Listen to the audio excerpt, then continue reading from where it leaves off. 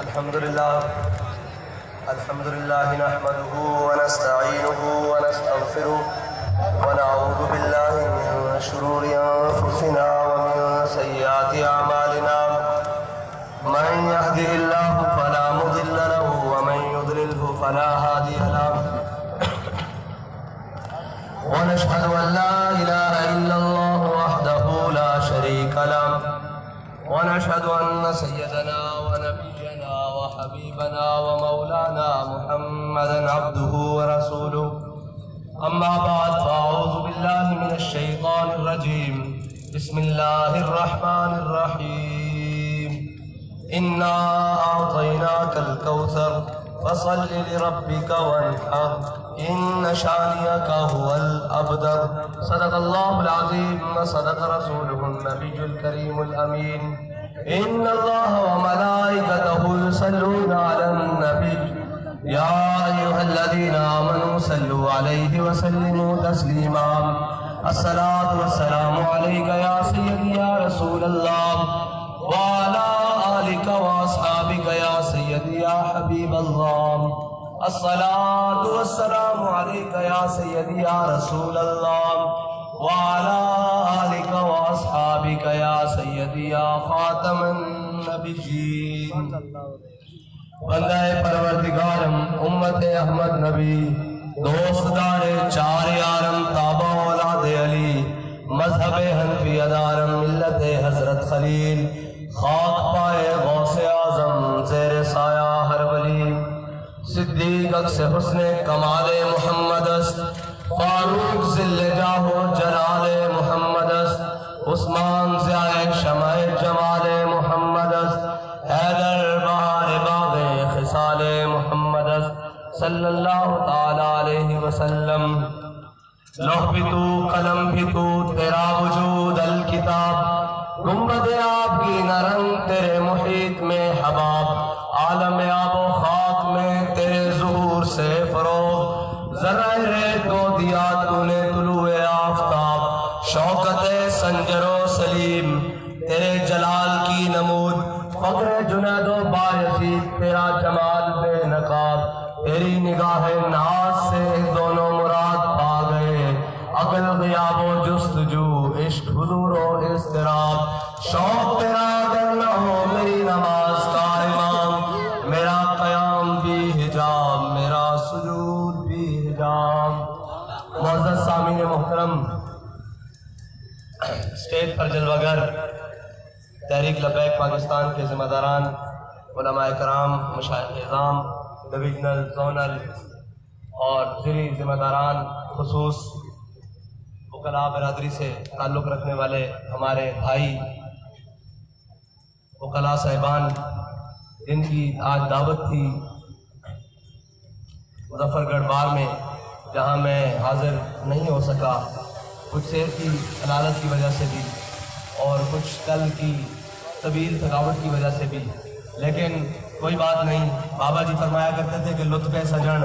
دم بدم قہر سجن گاہ گاہ انج بھی سجن واہ واہ تے انج بھی سجن واہ واہ بات تو مقصد تو صرف ایک ہی ہے نا کہ حضور کے دین کی بات کرنا اگر اس دائز پر اس سٹیج پر نہیں ہو سکی تو اس پر ہو جائے گی کل اگر اس پر نہیں ہو سکے گی تو اس پر ہو جائے گی اور ہمارا کام ہے حضور کے دین کی بات کرنا اور وہ دین کا پیغام وہ دین کا منشور اور وہ دستور لوگوں تک پہنچانا اور انشاءاللہ جو ہمارے وکلاء بھائی یہاں پر آئے بیٹھے ہیں وہ انشاءاللہ بتا دیں گے کہ اگر یہ بات یہاں تک نہیں پہنچ سکی ویسے میں مانتا تو نہیں اس لیے کہ ہمارے بابا جی ہمارے قائد نے وہ محنت کی ہے کہ ہر گھر تک ہر فرد تک ایک بات پہنچ چکی ہے کہ اب ہم نے حضور کا دین تخت پر لانا ہے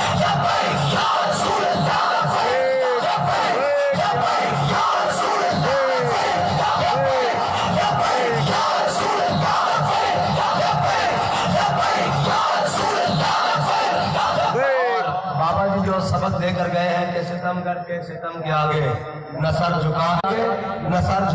نہ جھکے گا جو سبق بابا جی نے ہمیں دیا تھا وہ کہا ہے وہی کریں گے انشاءاللہ اور اس سے بات نیچے نہیں ہوگی ہم حضور سید عالم صلی اللہ علیہ وسلم سے عشق و وفا کا پرچم لے کر نکلے ہیں، اور انشاءاللہ اس عشق و وفا کا پرچم جو پارلیمنٹ کے ماتھے کے اوپر لا الہ الا اللہ محمد رسول اللہ لکھا ہوا ہے نا، انشاءاللہ ہم نے اس کا عمل درآمد اندر پارلیمنٹ ہاؤس کے اندر بھی کرانا ہے کہ صرف زبانی کلامی مسلمان نہیں، مسلمان وہ کہ جس کے بارے میں علامہ اقبال نے کہا تھا کہ قبضے میں یہ تلوار بھی آ جائے تو مومن یا خانے میں جاباز ہے یا حیدر کرار۔ ہم نے وہ اسلام کی بات کرنی ہے، وہ اسلام کی بات نہیں کرنی جس کے اندر جناب کسی دباؤ، کسی پریشر اور جناب کسی گنڈاگرد کی گنڈوں سے اور کسی جناب ستمگر کی ستم سے ہم یہ کہہ دیں کہ ہم جناب حق بات کو نہ چھوڑ دیں گے۔ ہم نے تو اپنے بابا جی کے ساتھ یہ وعدہ کیا ہے کہ مر جائیں گے ظالم کی حمایت نہ کریں گے، احرار کبھی ترک روایت نہ کریں گے، نہ ہم شیخ نہ ملا نہ مصاحب نہ لیڈر۔ ہمارے نئے احباب آئے ہیں، شاید وہ یہ سمجھ رہے ہوں گے کہ یہ جماعت صرف مولویوں کی ہے، یہ جماعت صرف حافظوں کی ہے، یہ جماعت صرف عالموں کی ہے، یہ جماعت صرف پیروں کی ہے۔ نہیں، یہ جماعت ہر اس عاشق رسول کی ہے جس کے دل میں حضور کی محبت بستی ہے، ہر اس پاکستانی کی ہے جس کے دل میں اس کا حب الوطنی جگاتی ہے، اور ہر اس مسلمان کی ہے جو لا الہ الا اللہ محمد رسول اللہ پڑھتا ہے۔ اور اس جماعت پر ہر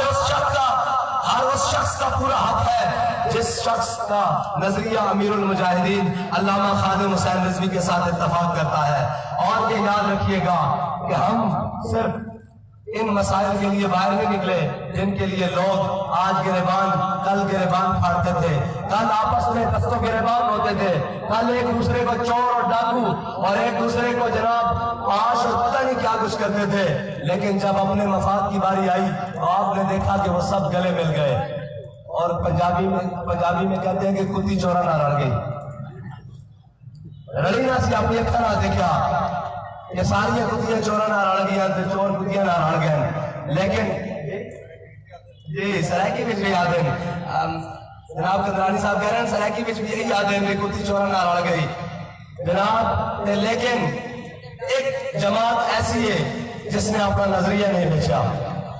لکھا کروڑا اربہ دی آفر ہوئی کہ اسا ایک کوئی اگو گل کی تھی کہ مر ہی جاؤں جو اس در سے جاؤں دو قدم، کیا بچے بیمار غم، قرب مسیحا چھوڑ کر بڑے لوگ آئے، آ کر کہنے لگے کہ جناب آپ ہمارے سے یہاں سیٹلمنٹ کر لیں، یہاں بات کر لیں، یہاں سیٹیں مل جائیں گی، یہاں سینٹ میں آپ خرید و فروخت کر لیں۔ ہم نے کہا حضرت آپ دیر سے پہنچے، کہتے ہم سے پہلے کوئی آپ کو جناب آپ سے کوئی سیٹلمنٹ کر گیا، کوئی آپ سے معاہدہ کر گیا ہم سے پہلے؟ میں نے کہا نہیں، آپ سے بھی پہلے ہمارے قائد ہمارا سودا بازار مصطفیٰ میں کر کے گیا۔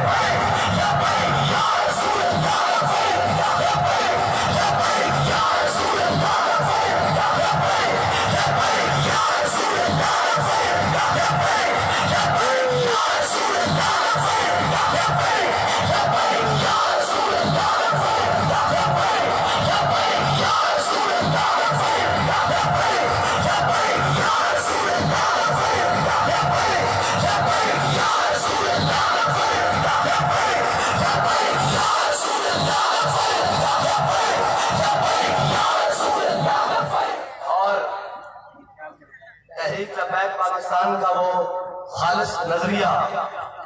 پاکستان جس کے اوپر پاکستان کی بنیاد رکھی گئی کہ پاکستان کا مطلب کیا؟ نہیں مظفر گاڑا لے ان کا نہیں،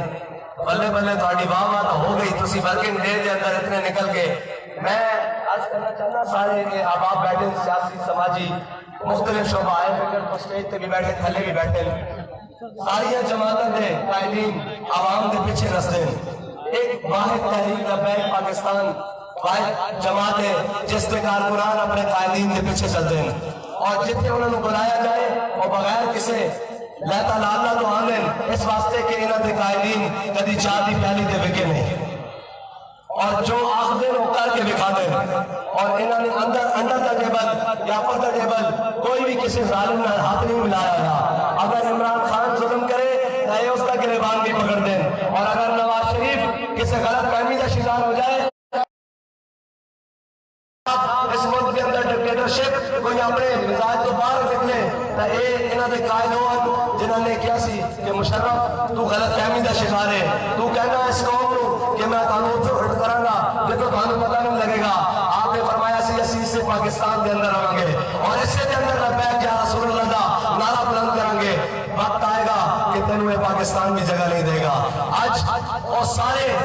اس ملک کے اندر حکمرانیاں کر دیں، اس ملک کے اندر سرداریاں کر دیں، اس ملک کے اندر جناب سارا کچھ کر دیں، لیکن انہوں نے بچے باہر ملک کے اندر پڑھ دیں، انہوں نے یہ جائیدادہ لندن کے اندر پڑھ دیا، اور جناب انہوں نے سیاست کا مرکز پاکستان ہے، ایک تحریک لبیک پاکستان واحد سیاسی جماعت ہے جنہیں کارکن تو لے کے قائد تک سارے کا جینا مرنا بھی پاکستان دے نال ہے، اٹھنا بیٹھنا بھی پاکستان دے نال ہے، انہوں نے بچے کا مستقبل بھی پاکستان دے نال ہے، انہوں نے آنے والے نسلوں کا مستقبل بھی پاکستان دے، اس واسطے کہ انہوں نے کارکنان یا قائدین کے بچے جا کے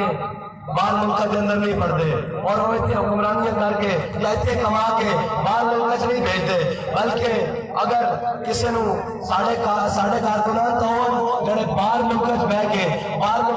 انہوں کی کمائی کر کے پاکستان کے اندر بھیج دیں اور اپنے ملک کے خیر خان انہاں چوراں لٹیریاں تو یہ نہیں کہ ملک حکمرانیاں پاکستان کے اندر کیتیاں اور جا کے اپارٹمنٹس اور جناب سرے محل اور فلیٹس لندن کے اندر بنائے اور جناب ایک کبے کہ جناب میں پاکستانی قوم اور یوتھ میرے ساتھ کھڑی ہے، میں نے کہا جناب آپ کے گھر کے دو جو نوجوان ہیں نا وہ آپ کے ساتھ نہیں کھڑے، یہ یوتھ تو لبیک یا رسول اللہ کے ساتھ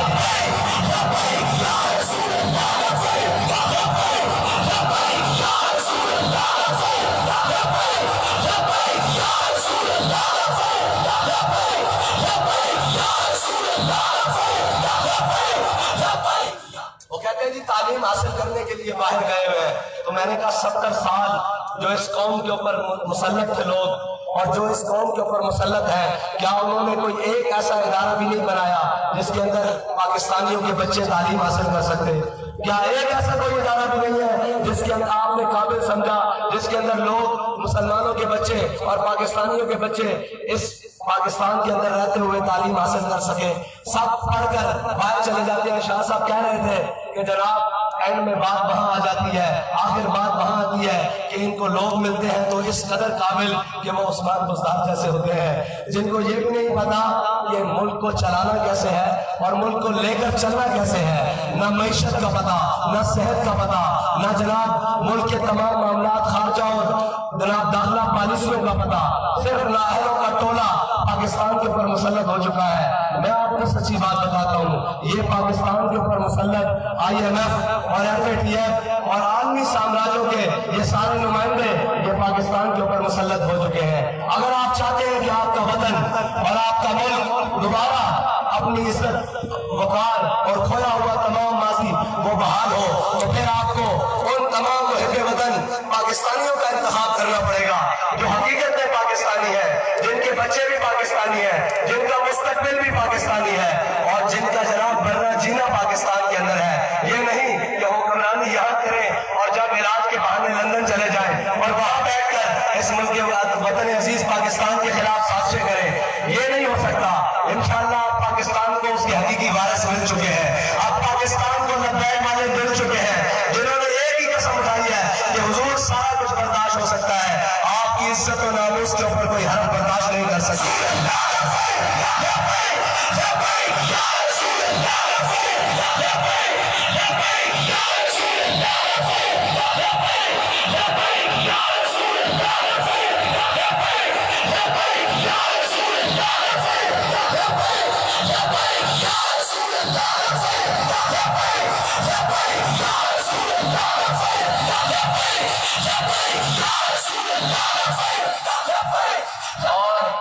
اس قوم کو بڑے بڑے رنگین نعروں سے کبھی روٹی کپڑا مکان اور کبھی جناب ریاست مدینہ اور کبھی ترقی کے نام پر تمام رنگین نعروں سے آزمایا گیا۔ یہ قوم اب جان چکی ہے، یہ قوم اب جان چکی ہے، اس کو پتا ہے، اس کو ان کے قائد بتا کر گئے ہیں کہ ریاست مدینہ کیا ہے اور ریاست مدینہ کے اصول کیا ہے۔ اگر بنانی ہے نا تو جھوٹے دعوے چھوڑ کر آ جاؤ، ہم آپ کو بتاتے ہیں کہ ریاست مدینہ کسے کہتے ہیں۔ حضرت صدیق اکبر رضی اللہ تعالیٰ عنہ ریاست مدینہ کے پہلے حاکم، پہلے خلیفہ